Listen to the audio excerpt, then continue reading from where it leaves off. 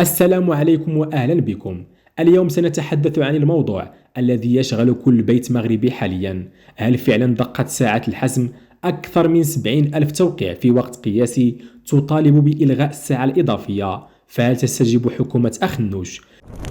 فبينما يستعد العالم لاستقبال فصل الربيع، يستيقظ المغاربة على جدل قديم يتجدد بقوة هذه المرة.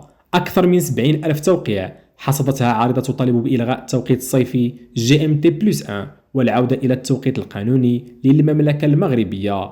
القضية لم تعد مجرد ساعة تزيد أو تنقص، بل تحولت إلى معركة يومية يخوضها الموظف، الأب، التلميذ والتاجر. فما الذي تغير اليوم؟ وهل ستستجيب حكومة أخنوش لهذا الضغط الشعبي المتصاعد؟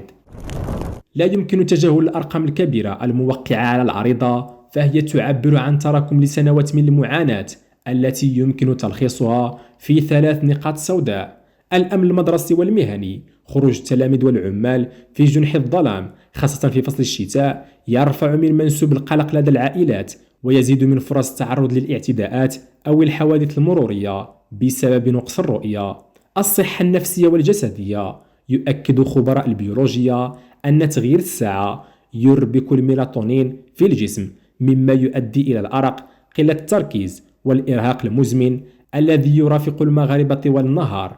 غياب البركة الاجتماعية، تحول يوم المغربي إلى سباق مع الزمن، فالعودة للمنزل في وقت متأخر تعني انعدام الوقت المخصص للأبناء أو للراحة الشخصية، مما يفكك الروابط الأسرية تدريجيا.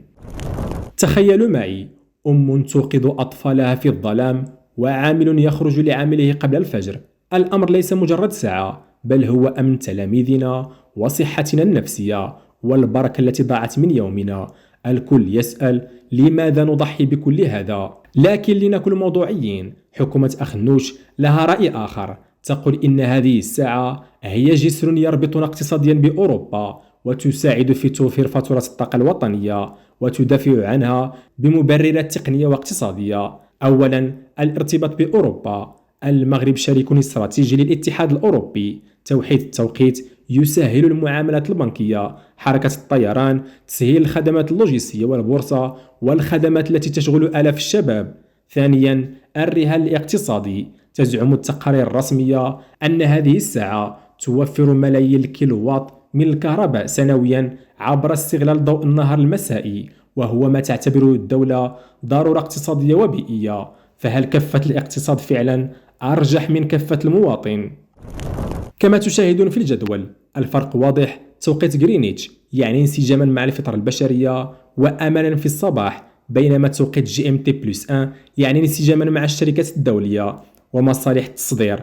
المفارقة هنا كبيرة جدا. وصول العريضة لهذا الرقم ليس مجرد رقم رقمي، بل هو مؤشر على نضج الوعي المدني في المغرب. فهذه العريضة ليست مجرد أرقام، بل هي اختبار حقيقي للديمقراطية التشاركية في بلادنا. فهل الحكومة ستفتح حوارا حقيقيا، أو على الأقل تقدم دراسة أثر شفافة تقنع المواطن بجدوى هذه الساعة، أو تعلن فشلها؟ أم ستستمر في التمسك بقرار يرفضه الغالبية العظمى من الشعب، مما قد يزيد من فجوة الثقة بين المواطن والمؤسسات؟ الساعة في المغرب أصبحت رمزا للفوارق بين الحسابات الماكرو اقتصادية للدولة وبين الواقع الميكرو اجتماعي للمواطن البسيط. إن 70 ألف توقيع هي صرخة من أجل استعادة الإيقاع الطبيعي للحياة. في النهاية، الساعة من كل الجميع وليست مجرد قرار تقني. والآن الدور عليكم. هل تعتقدون أن مصلحة الاقتصاد تبرر التضحية براحة المواطن، أم أن الوقت قد حان لتعود الساعة لمكانها الطبيعي وتشرق الشمس على تلاميذنا وهم في طريقهم للمدارس بأمان؟ أنتم ما هو رأيكم؟ هل تلمسون فعلا توفيرا في فواتيركم، أم أن صحتكم وأمنكم أغلى من كل الأرقام؟ بانتظار تفاعلكم في التعليقات. لا تنسوا الضغط على زر الإعجاب ليصل صوتنا للجميع. إلى اللقاء.